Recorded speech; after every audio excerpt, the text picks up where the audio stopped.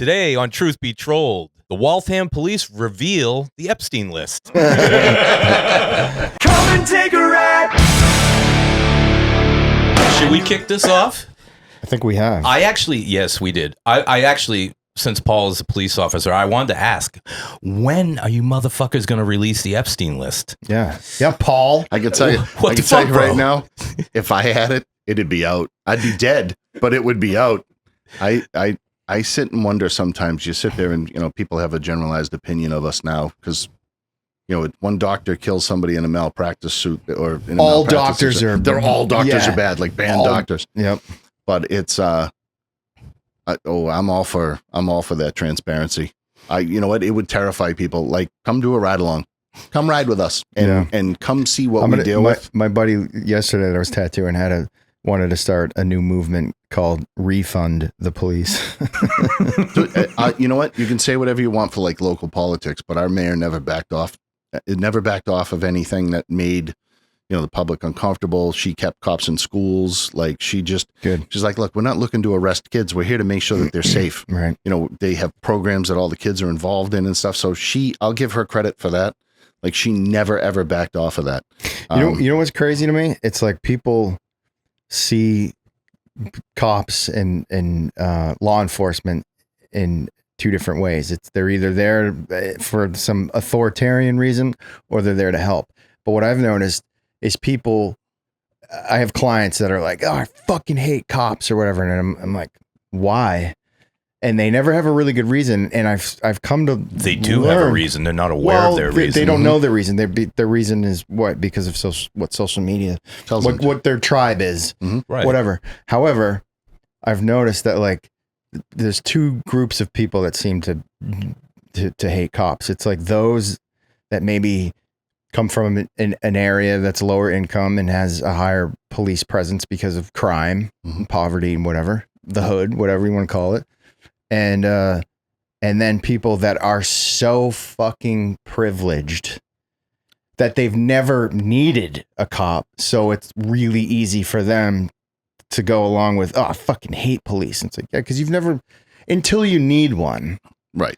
But you haven't. So you have the luxury of being able to feel like you think you hate police. That's a loser's mindset, though, because there's good and bad in everything. There are fucking scary looking bikers that will fucking help you in a jam. There's everything is everything, and you're a fool to hate anything for any reason other than what it presents to you. Right, what Paul just said. It's like there are how many doctors, commit malpractice? 220,000 deaths a year. A lot. Yet there's no anti-doctor march, or people don't get it in their head that all doctors are evil. So I can see the different sides of it in a sense. A lot of the bad videos you see are cops that are woefully undertrained.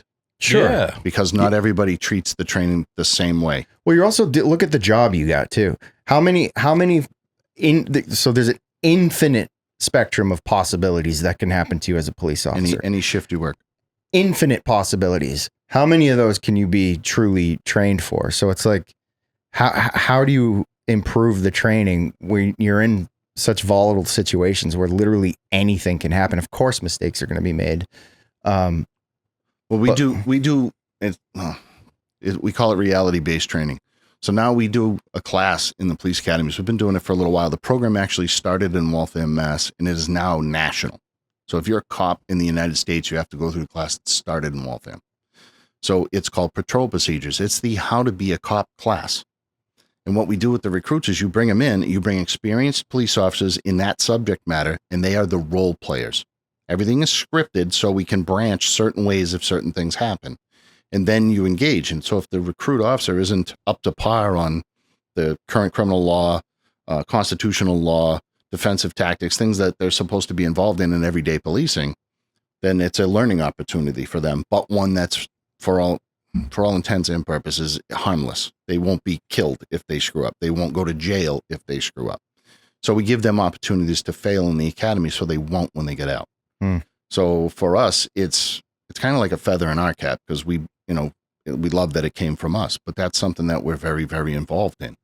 So these kids get a chance here in Massachusetts in particular to do this and see what the real world is like, because we throw everything at them. You know, bar fight, we throw in the domestic situation, we throw in same-sex relationships, we throw in, pick whatever the most uncomfortable thing is. Like if a recruit targets, for whatever reason, say the loudest person in the party of the role players is, we just had one, is a Dominican kid. He was a young Brockton police officer and he was role playing. The rest of us were white. And this one particular group of recruits basically made a beeline for the brown skinned kid. So now we're all ready to jump on this kid. And we're going to crush this kid for being a racist. Like, we're ready, we're primed. And turns around and he goes, well, he had a gun in the small of his back. It's like, he saw it. We were expecting him to be racist. Right. And the role player did. He had a gun. But you know what's funny? Imagine, how did he spot it? At one point, he turned to yell at another cop, and when he turned back, the kid's eyes went right to the small of his back. You know what's funny though? So that's good. Imagine how that scenario, and this plays into why people think they have, or why they have the perception of police overall that they do. How, if that was a real scenario, how would the news cover that story? Again, I don't know what the agenda is for the news. I do. There's something. I mean, please enlighten me. I don't know what the end result is. Well, it's not for you. No, and your team. I'll tell you that. I definitely. That's what know I'm saying. that. Like, how many times has an incident occurred where there was a police shooting, and it comes out right away in the news? White cop shoots unarmed brown person, right? And that's the headline, and that's all you get. Yep. And then the emotions kick in. Oh, cops are racist. They're out hunting brown people. And then it's not until days, weeks, months irrelevant later, at that point. Irrelevant at that point, because you already got that emotional response to that headline, which is white cop shoots unarmed. Then you get the rest of the story days, weeks, months later, and the guy was reaching for a gun, right, or whatever the scenario. You never get the whole story, and that is part of creating this perception. Why? What is the well, it's to purpose? Keep people confused, angry, and divided. That's the only reason, because when you are that, you're easier to control. You're easier to label. You're easier to put in a box. It's just a fact, and that's the same reason that, you know, the sweeping movement is to not believe in God right now, because if you believed in God, you wouldn't be controlled by anything. So the narrative gets flipped. God's not real. All of these things are meant to control constantly. We're living in a fucking controlled simulation. Well, yeah, but if it is a simulation, it's even worse, because you would think in a simulation like Neo, you get to control and be the master of it. You have to reach that level. That's pure enlightenment. Well, and as you find out, everybody can't be the master. Somebody has to be the minion. So yeah, and that feels bad too, because, oh, I'm not the master, I'm a minion. I don't want to be a minion. I don't want to play left field. Like, it doesn't fucking matter. It's just about control, mostly about money, honestly, but it's all bullshit. Everything is bullshit right now. Divide the masses, they can't unite. And this is, I'll literally say, like, it's not like I was ever against the police. Honestly, I'm never even, it was part of the culture to be like, yeah, fuck them or whatever. I grew up with NWA, love them. But the other, so do I, by the way. The other side of the thing is, like, if you want to do math, the police have made people feel great and saved and helped billions. And we're talking, let's just say 100,000 bad scenarios, which is outrageous. But compared to billions, the number 100,000 doesn't exist. So when you look at the numbers, and the DOJ looked at the numbers a couple of years ago, and it was, you have on average 200 million contacts with the police a year. Is this just America? Yeah. 63 million in contact, like in-person contacts. Interactions. Yeah. So now you're looking at 63 million. We kill on average, and it's been the same way since 1975, between 900 and 1,000 people a year. Okay.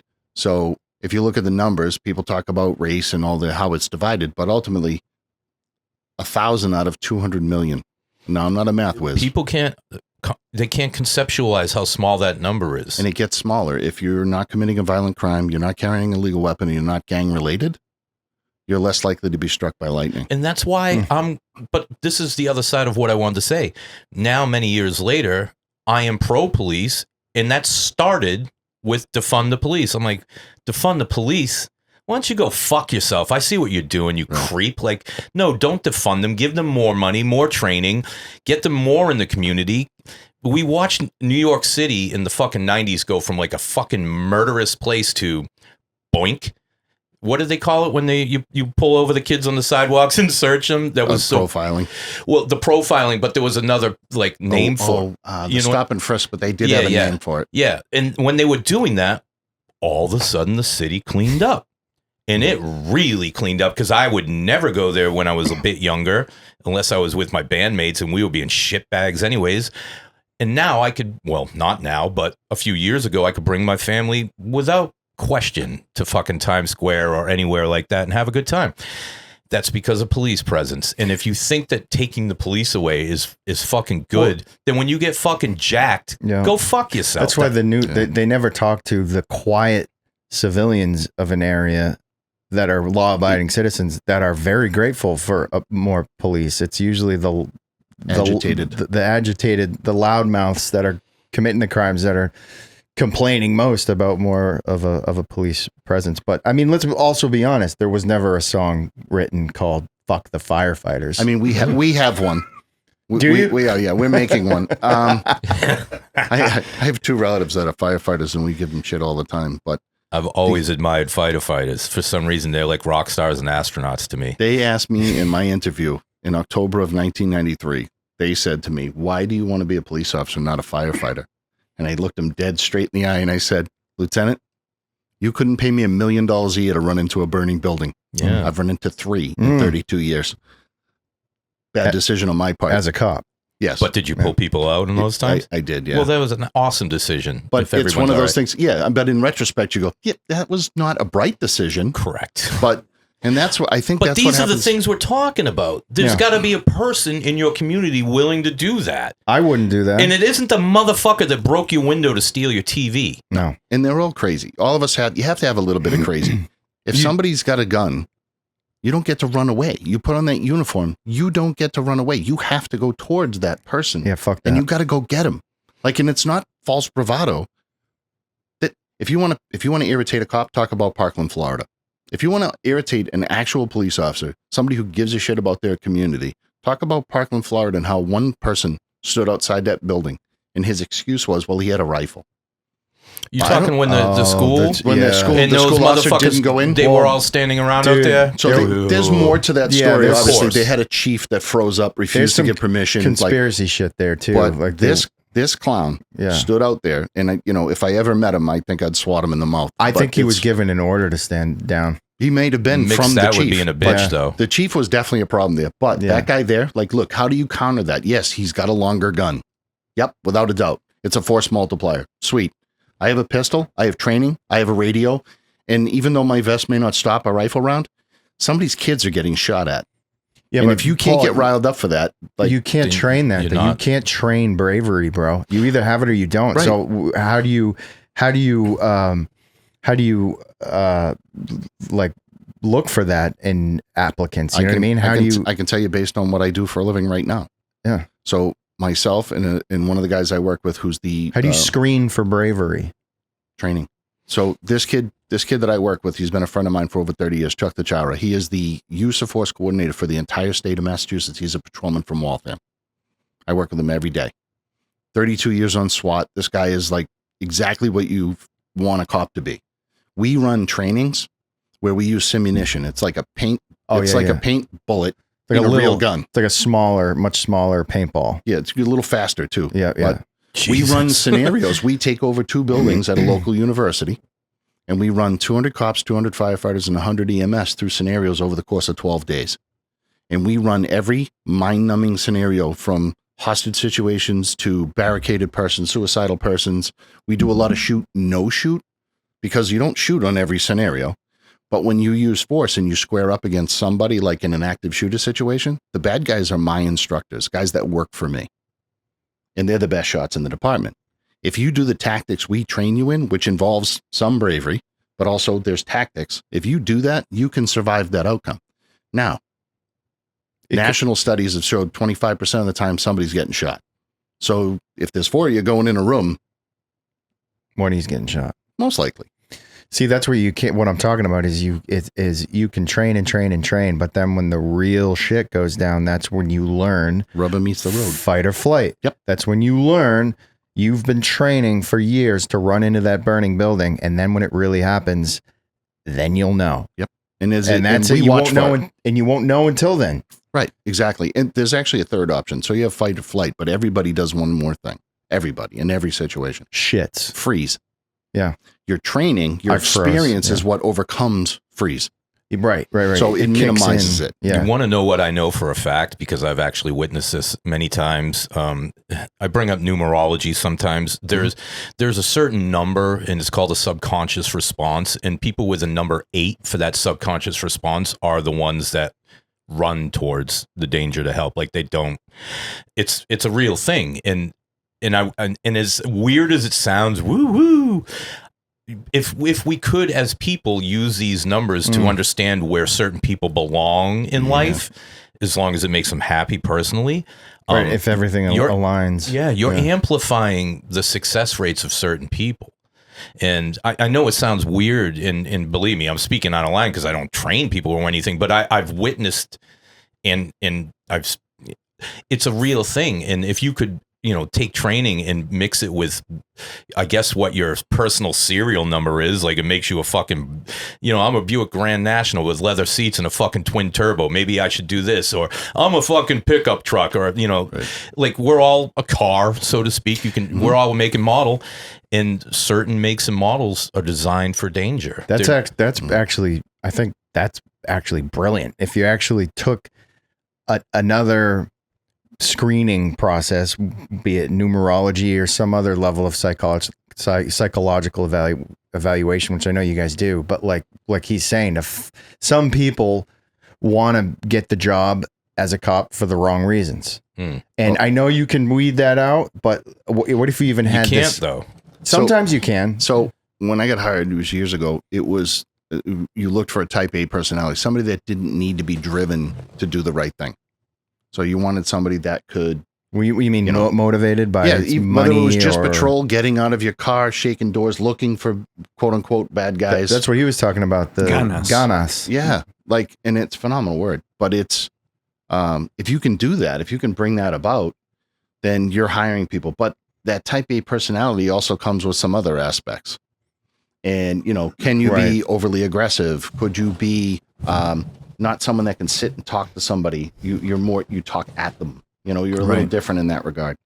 And also do it fucking day in and day out. Yeah, dude, it's a long career. And in the time when they should be shortening it, Massachusetts just lengthened it in order to retire with an 80% pension. Yeah, you now have to work 35 years.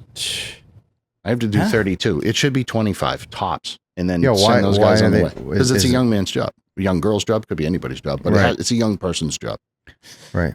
So then why do they want to keep you on that long?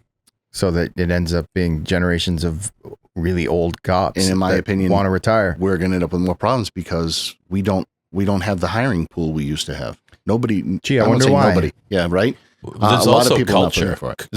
Police culture. I'm guessing every town, every city has its own culture, and if a culture is not good for the community, now you have these cats in there for 30 years holding it down and growing new people into their culture. And infesting it. Yeah, and I'm not saying that's like the thing, but that is a thing. Sure. And it's going to amplify over time. We have, you look at it, in high school, you knew the kid that got picked on. Yeah, that's what I mean by wrong reasons. Exactly. I joked that it was the middle linebacker. The middle linebacker in the football team who was that overly aggressive guy with the big eyes. Every town's got these. So those people, like the kid that was bullied becomes a cop. The perception is now I have a badge and a gun. Revenge. Yeah, I can either revenge or I can prevent it from happening to somebody else. There's two different paths. Right, sure. The kid that was the self-motivated middle linebacker captain of the defense becomes a cop. He understands that that can go two different ways. He can be overly aggressive as a cop, maybe end up in prison or dead, but it kind of goes along those veins. We have what's called legacies. Now, there are 8 or 9 cops in my family, and I'm 7 of 9. I'm 7 of 9. And I grew up in that building. like literally as a toddler. So it was so it's part of your culture too. Yeah, like my uncle, my cousin, my father, all in Waltham. And, uncle in the state police, my brother down in Providence, his wife, who's a state trooper, runs a bomb dog. It's crazy. But those are the type of people that kind of come into this role. So, and then you have people that genuinely want to help and just improve the quality of life for the community, which that should be everybody should have a subsection of that. Like you should want to. Agreed. Now, I grew up here. I love this neighborhood. I grew up one street over. And my grandmother lived in the house right over here on the side. I wanted my neighborhood to stay a good neighborhood. I wanted, because there were good families, there were people that worked hard, and everybody deserved to grow up in a town like this. How is Waltham?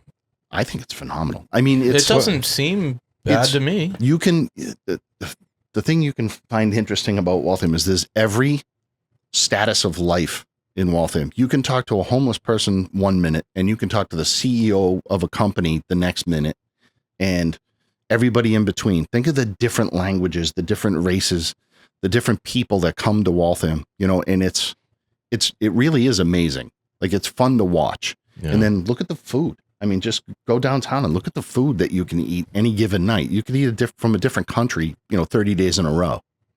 So crime wise, it seems solid. There's no place in Waltham you can't walk down the street at night.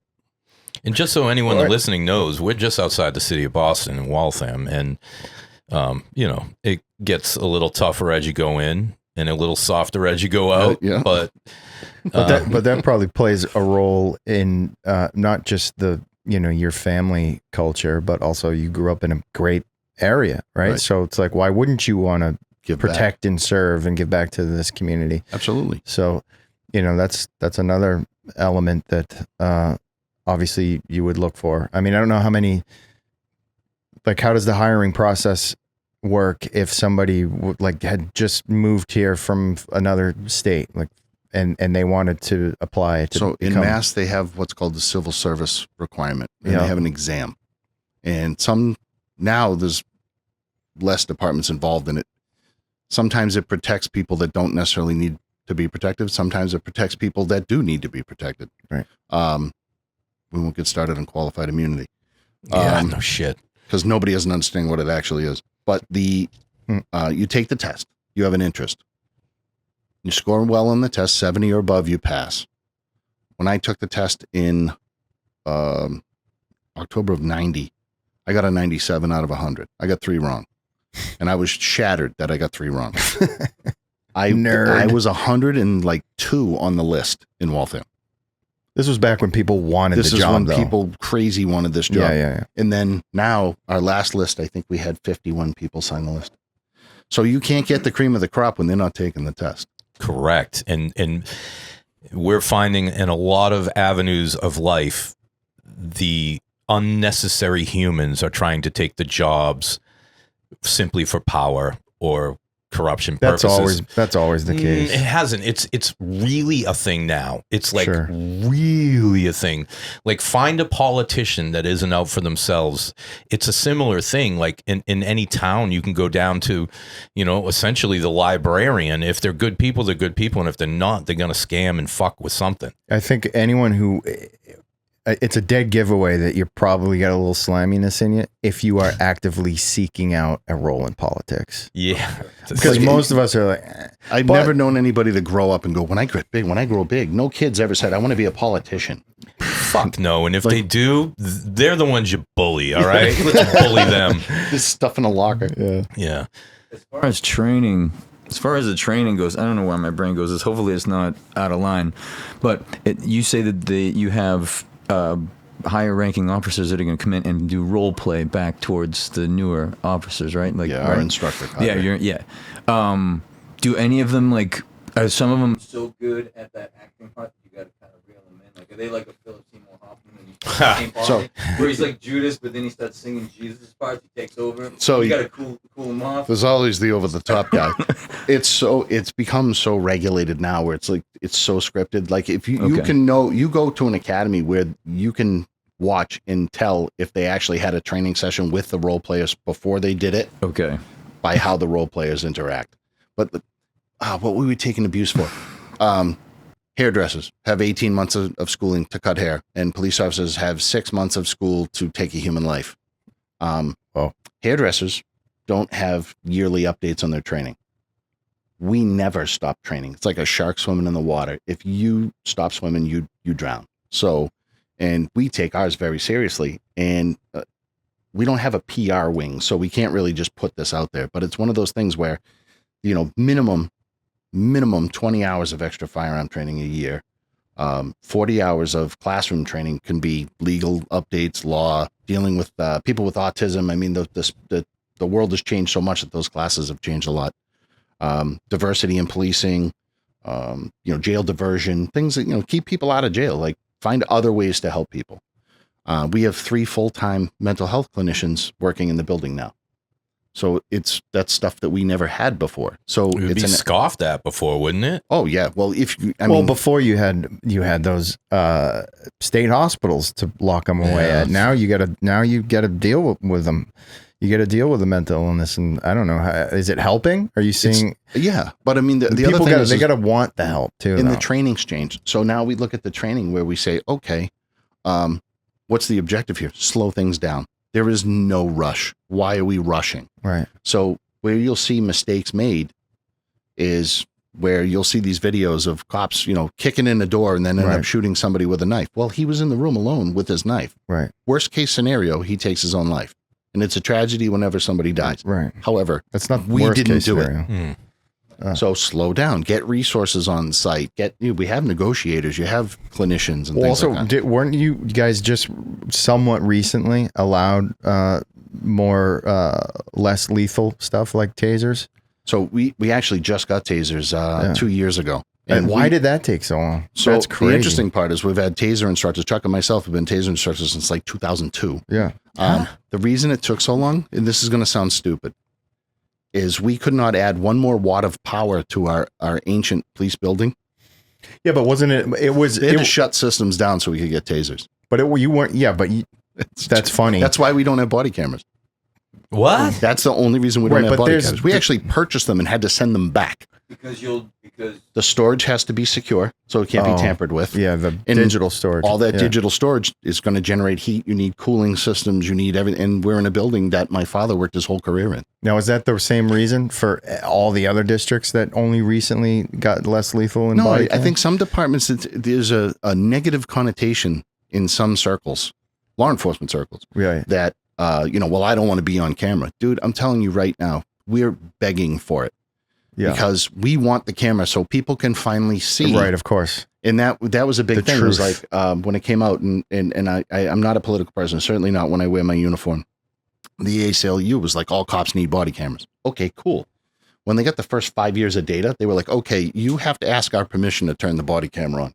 What? We're not doing that. We just have to, in Massachusetts, we just have to tell you. Yeah. And being audio and video recorded. Boop, and turn the camera. I don't think that thing should ever turn off. So there's going to be some moments you don't want. I know when you're taking a shit. I get it, but like in interactions. Yeah, dude, I'm all over it. And we're the two. Obviously, I mentioned my buddy's name. We're the trainers for the department. We're the lead trainers for the department in use of force and tactics and firearms and everything else. And we want them. And it's not because we work in training now and we don't answer calls for service, but it's protected more cops than it's hurt. Of course. Yeah. And you've seen the difference. You talked about it earlier. When you have an incident and then all of a sudden a month later the camera comes out. Well, Boston PD actually started doing this a few years back where as soon as they had an allegation, if they have a video, put it out. Yeah, that's what I was saying. They do it in Florida too. It shuts it down. That's what I was saying earlier. Like so much of that hatred towards police was allowed to happen because a lot of those incidents, the body cam footage wasn't released until later. Or obviously it goes the other way too, where if people are going to judge based on what they see. So if they're not seeing everything, they're going to jump to a conclusion, and it's trial by media. Well, there's a big problem too, because you can watch a video and still not understand a fucking thing. That's what I'm saying. Exactly. And completely misunderstand. You're going to miss things because what's the quality of the video? You guys understand frames per second. That or sometimes you don't see a clip on the news of the 10 minutes before the incident happened. You just get the shooting or the whatever. You get the sensational part, right? For us, I look at some of the national unions. We don't have a PR wing. Like we don't. There's nobody that can just. You should though, right? Nobody can just jump on the news and be like, "Listen, in this situation, this is what an officer is expected to do." I thought every police officer had that. You do have a PR wing. It's Fox News. Yeah, well, yeah. There's one channel. Thanks. That's it. Yeah, you get one. But it's one of those things where you just go, you know what? It's if you have transparency, like we put out all our policies are online now. You want to see what our use of force policy is? I wrote it. Go for it. It's on there, and you can go find out what we can do. Can I ask you a question? You can ask me anything you want. Just one of the things that always really bothered me was when you see scenarios, and again, this is my perception based on what I was allowed to see on a body cam or whatever. But when somebody is clearly having some sort of an emotional mental breakdown, say they're in the middle of the street and they're waving a fucking butter knife or a plastic fork. Right. How do you know that though? Unless you're looking at it, dude. You're looking at a fucking white plastic. What if he's 20, 30 feet away and... Okay, so he's 20, 30 feet away. But what I'm saying is if you're this far away, if you're 10, 15 feet away and you can clearly see that the guy has a butter knife or a stick or whatever, something that's it's probably not, he's not going to fuck you up too bad with whatever he's holding. Yep. A branch. And he comes towards the cops and they fucking open live ammunition on him. Kill him. It's like, where was you couldn't fucking tase the guy or just tackle him? Well, what was the imminent threat? And again, it comes down to me. It comes down to training. Like, what's your skill set? Years of jujitsu training. Like, I'm going to feel a little more comfortable in certain situations. Even the less lethal stuff. We have less lethal shotguns. So our shotguns deployed by the department there's no slug, no buckshot. It's only it's a nylon beanbag filled with 1 ounce of powdered lead. It's about, pick a pitcher from your era, Roger Clemens. It's like a Roger Clemens fastball. Fuck that. More, what's more effective, that or taser? The success rate for taser is about 50%. I think what's effective has to do with the drugs the assailant is on. On average, the beanbag takes 4 shots to get a person to comply. And we stay away from the torso typically. Yeah, that's a lot. But it's like you hit both thighs and both upper arms. And I mean, the bruise is about an inch in diameter. Next thing you know, it's the color of your shirt for a month. I would aim immediately for the dick. Immediately. Are you kidding? Or the throat. You're going for arms and legs. Fuck that. Well, my point from 2 minutes ago was, regardless of the butter knife, if you're going to come towards a cop, there's 2 things going on here, and both are tragic. One is you want the cop to kill you, which is fucked up. Yeah, and the other is you're so unaware of yourself that you don't know you're about to get fucking shot. Like, either way, there's a big problem. Well, that's what I'm saying. It's because it's obviously there's a mental illness. There's a breakdown. You're dealing with like a psychosis. They're not aware of that. But so this is where the training has changed, and it's got better. A lot better, I think. But it's the guy with the butter knife, not a threat. Listen, I don't care if you back me up a mile on the roadway while threatening to stab me with a plastic knife. Cool. Like, I'll back up. I appreciate that. I don't want to shoot you, and I don't know a cop that does. Of course. But you do see it. You really do. Of course you do. And it's unfortunate. All of those things are unfortunate. But it didn't just happen today. Right. There's a history. Like, this person has been experiencing things, and a lot of times we have calls with people dozens of times before there's any force used at any point. So you learn who these people are. I think that's important. Like, as a person in the community, understanding who the bad guy or the mentally unstable people are, or just people who are smart asses or whatever, knowing the people in your community would help so much. Versus just walking into a situation. Like, I bet people in this neighborhood who might appear to be a threat, and for a fact, they're not a threat at all, and vice versa, probably. No, that's Tony. He's fine. You just go, yep, no, Tony's okay. And you wouldn't know that unless you actually got out there to talk to people. So how do we do that? So if you could text every conversation now, I think a lot of the younger folks would feel like they could do their job better. However, this is not the job for that. So one of the things our training officers will do, and it was done to me, is like, hey, you see the homeless gentleman over there. I want you to go over and find out what high school he went to. That's crazy. That sounds like a fantastic introduction. He was a kid. That dude was a baby at one time. Right. It's somebody's child. So it's crazy. You go over and go, okay. So as a 23-year-old kid who knew nothing, I walk over and go, hey, what high school did you go to? Hell no. He tells me to go fuck my mother. Yeah, of course. So I walk back and I go sit in the cruiser, and the training officer looks at me and goes, what happened? I go, I asked him what high school he went to. He said, what'd he say? I go, fuck my mom. And he goes, well, what'd you say to him? I said, I just asked him. That's all I said. I said what you told me to say. He goes, didn't you live in your car for 9 months? I'm like, yeah. He goes, you couldn't have started when one was your last warm meal? There's another million ways to do that, but too, it was one of those moments where the light went on and I was like, okay. And then when I started training new people, it became, that was my mantra. That was like, we're going to get out and talk to because everyone. You knew something, you were able to teach. Well, you were able to relate. Yeah, that's a relatability. It just flows to the next generation. And just as the quality of the training gets better, the cops will get better. Yeah, but so that was it the civil test they had to take? Civil service. Civil service. Yep. Does that, is there like an IQ element to that? Because like you know what I mean? I don't know if they take a literal score, but I can give you, the test has changed a lot. The test is more, there's suggestive questions, like, situational things. My test, I remember one of the questions, it was finish the number series. It was 1, 10, 2, 20, 3, 30, 4, blank. Hold on. And I remember the answers because they were 12, 40, 56, and 128. Now, if you can't get that question right, this is not the job for you. I don't think any job is for you. That was my point. But like, if you don't know that answer, that doesn't necessarily mean you're an idiot. You might be fucking the most skilled sculptor on the planet. Right, but what you were saying was, this ain't the job for you. Right. Well, exactly. It isn't. And it's okay. You should be a sculptor. But but I've told people, I'm like, look, I teach at the academy. I told people, recruits, after you watch a scenario that they just drastically demolish, there's the performance level is zilch. And you go, okay, in all seriousness, during a moment of calm, a break, whatever, this is not the career path for you. Like, and people don't want to say it.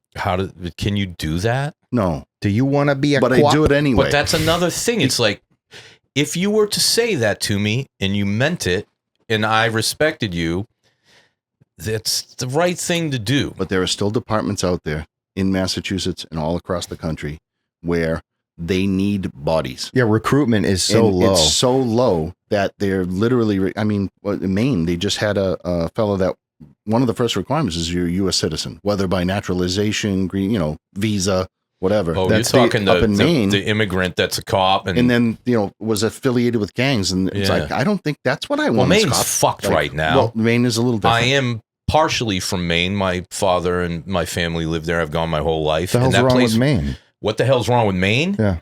Holy I don't know. Shit. I'm going to tell you right quick.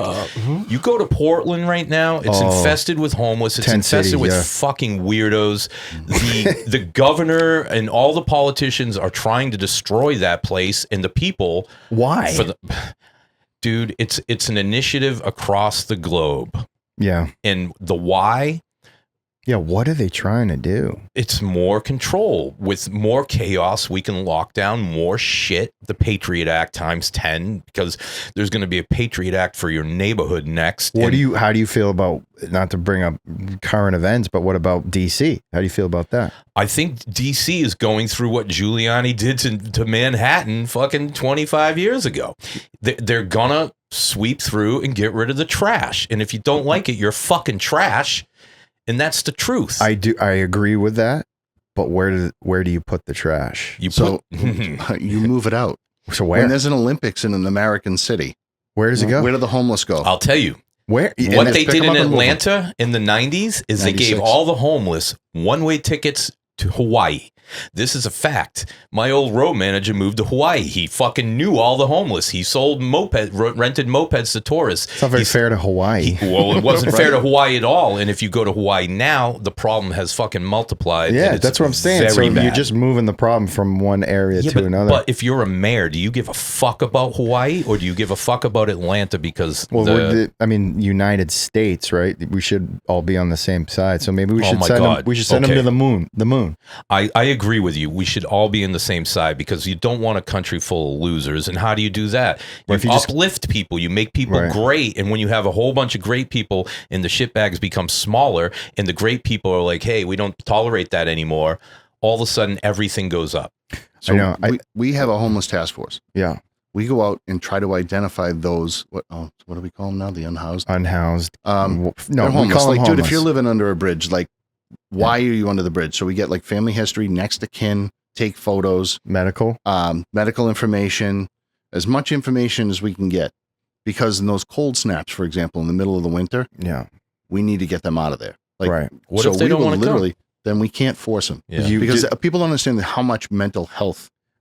Is involved in that as well. It all comes down to, it's like almost entirely mental. Every call for service is that now. It's either mental illness, drug addiction, or both.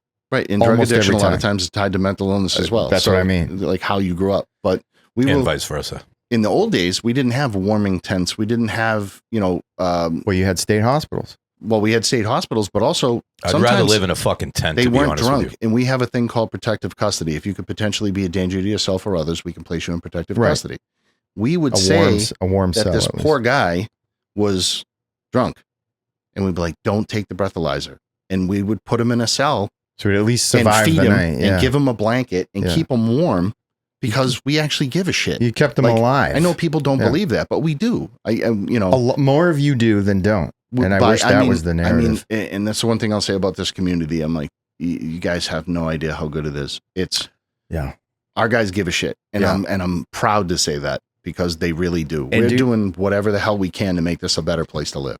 We tattoo a lot of police from Waltham, from the Boston area, Cambridge, Somerville, and I've only met great people. Seem like really, really great people that really do care. I've met a lot of guys that seem like it's starting to take a toll on them because they do care, without a doubt. And that's sad to see. Especially when it comes to the homeless issue and the drug addiction. It's the system now seems so broken where it's just this endless loop every day where these guys you're picking up the same people, you're bringing them in, they're getting booked. Maybe they spend the night, maybe they don't. They're back out on the street, get a call again the next day, or they're brought to the hospital. They're tying up a bed. They're released. Once they're sobered up, they immediately get fucked up again, go back into tying up the ambulances. It's this whole system where everyone's just passing them around. You're looking at a career path that we very rarely get to see the end game. Whether it's positive or negative, right? We don't get to see the end game unless we deal with that person on a regular basis. Right. How many times can you try to help a young girl who's met a guy that we've dealt with a lot, get her life straightened out, and then 6 months later pull her out of a bed and try to revive her, Narcan her, but instead she's going to the morgue? Like, how many times can you do that and not have that affect you? You're still human. That's what I'm saying. saying. I'm not a police apologist. When we screw up, we tend to screw up pretty good. But it's one of those things where, like, that it does take a toll. This is another reason, though, that I think that, God, it's so hard to say this, but I'll go back to the numerology. Some people are mentally equipped to deal with those hardships, and some people really aren't. And your career path doesn't tell you if you're able to do that or not. It's an individual thing, and I can't even express like how fucked I think going through the average day for a cop, even in a small town, would be. I would never want that. It's, to me, it's not for us. You're almost exclusively dealing with the worst of the worst of the worst. And every once in a while, I think you probably get this uplifting moment where you get to help somebody and they appreciate it so much and all that. But otherwise, to me, it's just like, why are you doing this? Yeah, like the person, like how many times do you Narcan a person before you go? Let's say it's like 15 times in a month you've Narcan this person. It's like, maybe they want to go. Maybe they're addicted to Narcan. They're still a human being. And if we lose that, if we forget that, like, it doesn't matter how many times. If we lose that, then that's not somebody I want to work with. Yeah. I'm with that. You have a lot of people want to know their police. A lot of people want to challenge the police. The First Amendment auditors, those guys are a hoot. Like, you watch them and you're like, you know what they're trying to do. But every once in a while they get a cop and they ask a question and the cop just makes up an answer and you're like, oh God. Like, you're giving them more stuff. Like, just, if you don't know the answer to the question, don't say anything. You know, just stop talking. I wish scientists felt that way too. Yeah. There's a whole lot of stuff. And there's like rules. You go to a call with a kid. You don't put your kid's face on the kid. If you do, your body shuts down. You can't help anybody. Probably put you in danger, right? Well, it potentially could. But if it's like, you know, if it's an accident with a 3-year-old kid and you have a 3-year-old kid at home and you see your kid laying on the ground, you're done for the night. Yeah, fuck that. So there's like rules. For me, seeing somebody who's deceased was like somebody who had passed away. What you do is I think there's an essence or a soul. It's not a religious thing for me, but when somebody passes, the way I've always got past it is, it looks like a Hollywood set. It looks like a movie. So it's like an inanimate object. Yeah. And the light is gone. It's easier to do it that way, but it's easier to mentally get past it. So when you say like the numerology thing, I'm kind of with you on that, where it'd be nice to have everybody be the same, I guess, but you need people that are more compassionate. You need people that are more aggressive. Like, I can say, take an officer who works a desk job, like straight desk job, boring, but just, you know, like being in the cubicle anywhere else. And that cop that is 32 years SWAT. When it's your house being broken into, you know the person breaking into the house has a weapon and you're not there to defend your family. Which cop do you want showing up? The fucking gnarly dude. Everybody picks the guy 2 inches shy of an axe murderer. They're like, hey, I need super aggressive guy here. He needs to be on Red Bull, jacked up on protein. Do you guys allocate these personalities? We jokingly call them SWAT. Because those guys are all just built different. And SWAT's all about physical fitness. Yeah. The weapon handling, all that stuff comes after the fact. I've never seen a fat SWAT guy. And nor should you. No, fucking like, dude, I'm telling you, some of these guys maybe a sniper. They're the most humble dudes. Honestly, and I mean that. And again, I've met hundreds of them. Culture. You're not allowed to be a fucking lunatic when you're hanging out with those guys. They very closely monitor their own. They really do. And it's because if there's one bad event or there's an event where you losing your marbles is going to take down the whole crew. And that's not going to happen. Like, you're not going to shut down the SWAT team because you couldn't handle the stress that day. So they monitor their own. And they have more training. They train more often. Yeah, it's like military. Dude. And I'm telling you, those guys, like, they joke about it. Like, when cops need 911, who do we call? You know, it's like, we call SWAT. Like, I'll wait. You know, the SWAT, is that local police, or does like state police have their own SWAT team? State has a SWAT team called the STOP team. I don't know what the acronym is for, but I know some guys that are on it, and all like really high quality people. For our community, we're a part of the Northeast Massachusetts Law Enforcement Council. I believe it's 54 cities and towns now. And they all provide officers to a regional police force. So say the marathon, all those cops lined up on the run for the marathon, a lot of those are from those LEC communities, the LEC communities, whether it's NEMLEC, Metro LEC, or something like that. And then SWAT plucks from there. So you find out if these guys can be team dudes first, and then they have a tryout, and their tryout is maniacal. Yeah. You know, like, you're running in a gas mask and boots just to see mentally if you can beat your body, if you can just challenge past your body. So they'll have like an end game, like the end of the run, they'll have a police cruiser. And while you're on the backside of the lap, they move the cruiser. So you think you're on the last lap and you just got to get to the police cruiser, and then the sucker's a mile away. You're like, whoa, wait a minute. Something's not right here. I'm not going to lie. That's why I couldn't be a cop or a military dude or whatever. I am such a fucking pussy when it comes to doing that. I'm just going to tell you the truth, man. I've always admired those dudes that are like, fuck that, like a David Goggins type, or, you know, a Navy SEAL dude or whatever, that's just like, fucking absolutely not. I'm doing this. I got a little of it, but nowhere near enough to do that. Well, Ben just brought up RoboCop. Like, all right, so we're talking about temperament, talking about, you know, the type, talking about numerology, trying to figure out who is built for the job.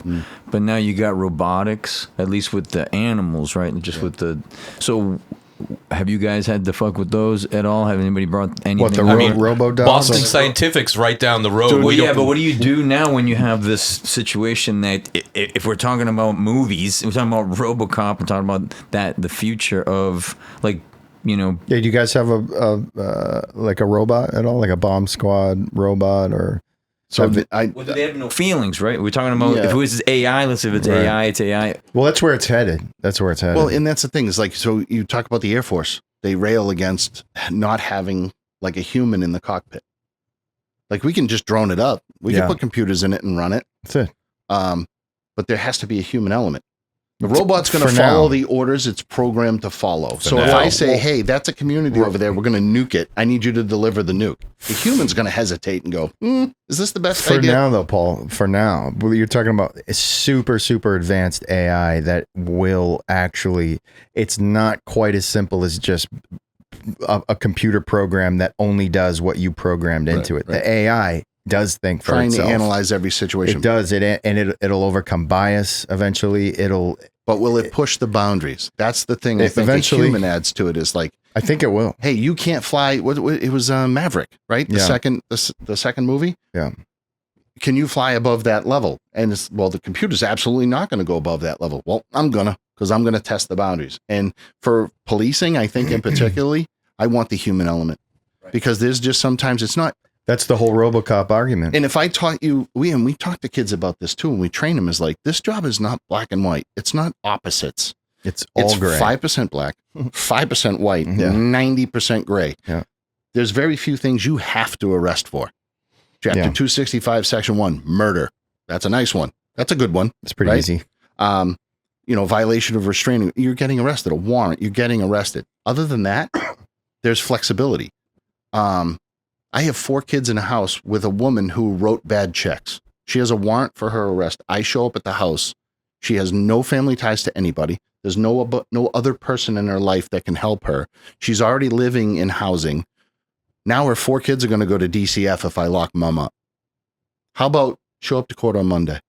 How do we get more people to think like that, though? Because some people don't think like that at all. They see the black and white. Well, it's also, it depends on the community, too, man. If you know what I mean? Like, let's be honest. We're talking about Waltham here, not fucking... Yeah, we're not talking New York City or downtown Houston, where it's like, we're not going to go to barking dog calls. You know what I mean? Like, down there, they're going to, what felony is waiting for me on the call sheet, Yeah.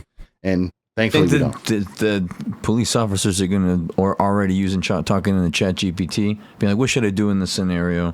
And then I would imagine they are. I promise you, world leaders are already using AI to make like geopolitical moves. I mean, 100%. You talk about the advancements in technology. I mean, it's just look in our lifetime. Forget going back to the Industrial Revolution. Look in our lifetime how much things have changed. And it's going... Yeah, it's been like this for us. Now it's straight up. Yeah. Now it's just a matter of how fast is it going straight up. There's no curve anymore. I see the biggest change in law enforcement not coming from RoboCop, but RoboJudge. Yeah, judges and juries. I think RoboJudge 100% is going to be the thing. Because now, listen, I know somebody I work with is going to watch this, so I'm going to try and be as nice as possible. But I think it's biometrics, and I think it's, we can find out if you're fucking lying just... I mean, there's a lot going on in that. It's a novel concept. Yep. I donated a bunch of money to your campaign. I'm a lawyer. I want to be a judge. And now you make me a judge. You're now the governor. Yeah. I'm basically untouchable. In Massachusetts, you can't prosecute a judge for a mistake in a decision in a court case. Yeah, but judges don't make mistakes, do they? We know. No, they don't. Not in Waltham. But people say, oh, there's a conspiracy between the police and the prosecution and the judges. I'm like, I doubt that. I can't get 3 cops to agree on dinner. Right. So, and then the DAs, we work a lot with the DAs and we have police prosecutors and stuff. But like, we had a judge, he's now deceased, rest his soul, because he was actually a great human. His car got stolen at Dunkin' Donuts on Main Street at 3:30 in the morning. And he was in his judge's lobby the next day and said out loud, I bet the Waltham cops stole my car. We were like, what? We were so offended. But we're not stealing cars. I mean, we've played pranks, but you generally don't do it to the judge. The average person needs to understand that not everything's a conspiracy. The most likely situation is that humans are inept. And as a group of people, they're just humans mostly idiots in any field, and just like, let's break it down. It's probably not a conspiracy between the police, the judges, and the prosecutors. It's just a group of people with common interests. They have no understanding and probably no connection. They're either failing up or failing down in the same direction as the person next to them, and it just looks cute. Oh, so you're saying no conspiracy with Karen Reed? Boom. God, no, first of all, I've stated many times I don't even know what that means. I don't give a fuck. All I know is there was a weirdo in fucking Quincy with a giant flag on the back of his truck that said "Free Karen Reed." That's all I know about this Paul whole. Was like, please don't fucking bring up that my wife name. Was so locked in on that trial. He followed it. I didn't really follow it. Yeah, and for me, that's just such a travesty. From start to finish. Yeah. And it's like, okay, if what we think happened, like the general citizen said, hey, they killed him and they're trying to pin it on this girl. I think that's generally what people assume happened. So they came up with a plan in 40 minutes, 45 minutes, whatever. And it was a bunch of guys from different agencies. I'm like, there's no way. I don't even know how you could do that. Well, there's definitely a failure in already the whole system. Yeah. Well, put yourself in their position, right? If you got into a fight, no one was intending to kill anyone. You accidentally killed someone, and because you were in a fight and didn't know that the guy wasn't going to wake up out in the cold and he froze to death or hit his head, whatever. As a person in law enforcement, if you go, hey, I did this, it was an accident, you get involuntary manslaughter. Yep. You're going to get hit with that. So you're going to do some time. Most people will fucking panic at the idea of doing jail time or losing their job or whatever. So with all those guys involved, they're like, yo, I don't want to fucking do any time. This was an accident. I don't want to get punished for this. Right. Let's pin it on this fucking broad. Kill the dog, fill in the pool. Dude, they tried. Rip up the rug. Refloor the basement. Because they're in law enforcement, they know. Oh, I'll give you one better. The fire truck showed up, right? It's a medical. They show up, the ambulance and pretty the fire. loud. It's bright, right? I mean, I'd take a peek outside. We can't get them to not do it on a psych call. Like, hey, the sirens set me off. Don't put on the sirens. Woo! And off they go. The boys in red, right? So that didn't happen there either. Like, I don't know. There's just way too many things. And then so the judge being now? Close and. I don't know. I think she walks. I mean, no.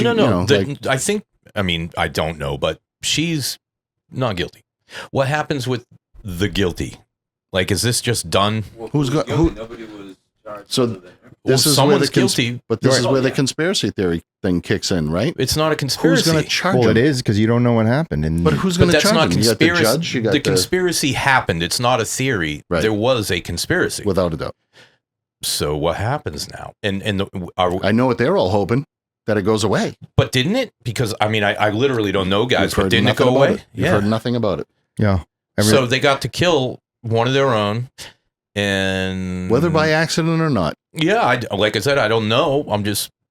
This is just strange business to me. That'll go away. They were hoping. I think it already did. They were hoping the Epstein List would go away. It didn't go away, and it's not going to.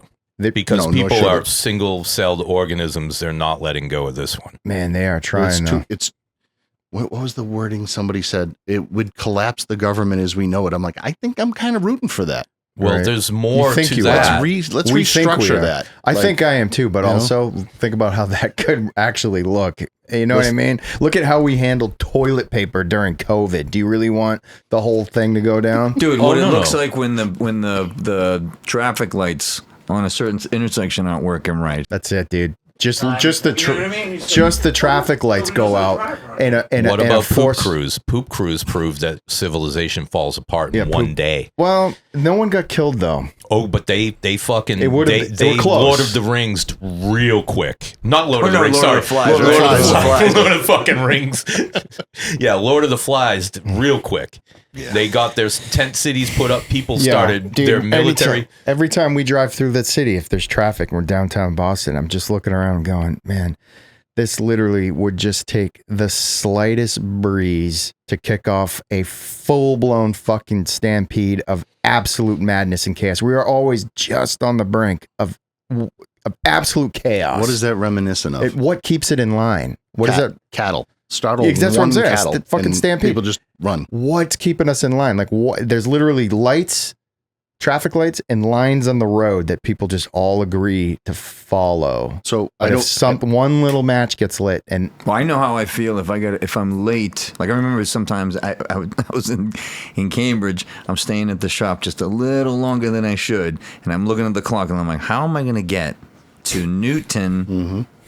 And leaving here at 2:15 in the afternoon, I was like, I gotta get over there by 3. How. I've been with him when he attempts it. So now I'm telling you, the chaos. I look at the lines and the traffic lights as mere suggestions. I'm like, okay, let me get through here because poor Frankie's gonna be sitting there. Here's my notepad. But I'm like, to me, it's only illegal if you get caught. Well, it's like we all have. If you have an iPhone, you have the Apple Maps app, you have the Google Maps app. Everybody has Waze. Why? Because Waze will be like, go through Dave's carport, bang a left. Do you know why I use Waves? And I have people make fun of me for using Waze. Waze. Listen, I use that for one reason. Because it tells me where the cops are. Literally. Because I don't give a fuck about nobody's laws or rules. I do me.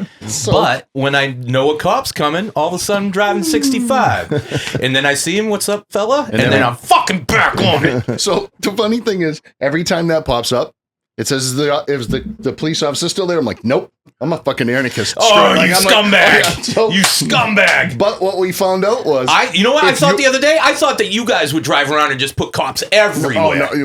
Fuck, I never thought of that. Yeah, no kidding. You can include... You can put cops everywhere. But what you can't do, we found, is if you're the cop running radar and somebody tags you, you can't say the cop's not there because it has your location. Oh. So it knows you're in the car. So it doesn't work. Oh, so I was wondering, and this is something I thought of the other day. Like I'm driving by, I'm like, there he is, boink. I put my little thing on.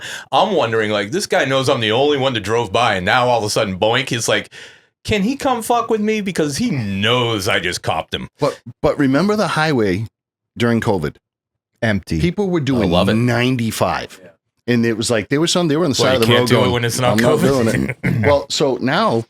People are driving just as fast. Yeah. Like, it's not even a thing. So, when, like, federal grant money is out because they're stopping you for doing, like, 11 over the speed limit. I was going to say, I feel comfortable as long as I'm not over 80. Dude, I tell you, the rule used to be 13 miles an hour. Right. So, you're doing 55 on the highway and you hit 68, you could potentially get stopped. Huh. Fair. 68 seems to be the average speed now. Okay. So, right. Excuse me. So, now you do, take Lexington Street. What's the speed limit on Lexington Street? 35. I think it would be, 25 now? No, it's 30. So it's a thickly settled district. So it means the homes are so many feet apart along the way. So 30 means 35. Because to change it, you have to do a study, like an traffic engineering study. If they do it, what's the average speed going to be on Lexington Street? 52? It's now people will be doing 70. So that's why they've never done it. Can people travel effectively in an area at 50 that might be marked 30 or 35? Because a lot of these speed limits were made when someone had a fucking floppy ass piece of shit car that was a danger with its little skinny bullshit tires. And now people are driving in hella safe vehicles, electric cars. But it's for pedestrians. It's never been the cars. It's the drivers. For sure. But the car is better. It's safer. It's better. It travels at speeds better. I know this because I've driven shit boxes and I've driven nice cars. But it's not safer for the kid that runs out into the middle of the street chasing a ball. Absolutely understood. And is that difference really the thing that's going to fucking make the difference? Society is always changing. For things way in the past to not change with them is it's frustrating for certain people. There's always something behind it, and just follow the money. Yeah, right. Like if they don't have the money, they're not going to do it. If they have the money, maybe they'll do it. Like bike lanes, those popped up pretty quick, didn't they? Sure did. But the bike lanes, that money all came from the feds. Raise your hand if you love bicyclists. Yeah, nobody's raising their hand for that. That was my. Can I tell a personal thing? My ex. If it's bad, we'll cut. My ex met a guy, and my son calls me. He goes, "Hey, Dad, I met Mom's new boyfriend." I'm like, oh, cool. How is he? He's gay. He races bikes. I'm like, oh, okay. Like, wait, like motorcycles? Like, drag racing No. 10 speeds. Like motocross? Mm-mm. Like, what else is there? Unicycle? No. He goes, those guys that you want to run over that all wear the same shirt with the, sculpted helmets and stuff on the side of the road on a Sunday? I'm like, yeah. He goes, he's one of those. I'm like, oh, God. Even your kid knew that was bullshit. He's like, Do you know what, though? Like, that you just made me realize, as much as I hate the bike lanes because it took away from parking, at least the bike lanes keep those fuckers from riding in the middle of the road like they're a car. Yeah, we got to work on scooters next. Jonesy, shout out to Jonesy, would always say it all the time. He's like, listen, streets are for cars and sidewalks are for people. I won't drive on the sidewalk. Don't ride your bike on the street. That's so true. And I was like, okay, and this, you think about, he had to ride a bike, especially after David put his car in my parents' house. After that, he was definitely on his 10 speed for a while. But thinking about how it affected business, it aggravates me, even though I know that, there's some people that their lifestyle is built on a certain budget, and like, I got to have my car and my backpack. I'm going to do this till it's cold out. And they deserve to have the path, but they didn't consider that these businesses that have been there for a long time require, longer parking stay than some other businesses. And then it just kind of, they're like, well, where do you think the money's going to come into the community if the business got to get out of there because they can't have anybody park? Boston was built by, I think, a mosquito on crack. The roads, none of them are straight. Cow paths. Yeah, it's crazy. And, you have turns that don't seem to make any sense. We don't have the road space we need as it is. Right. So now all of a sudden the bike lanes pop up. What did Boston do? You park your car next to the bike lane. So I'm driving in Boston now where I always had 2 lanes. Now there's one. There's a whole row of parked cars, and for some reason there's a wide open lane on the right-hand side. I'm like, can I drive in that? Mm-hmm. Nope. It says the little bicycle image. So and there's lanes just for buses and stuff now too, so that makes it even tougher. I like the combo lanes though, the ones for buses and bikes, because something good's going to happen there. It's like, you can't say that, mate.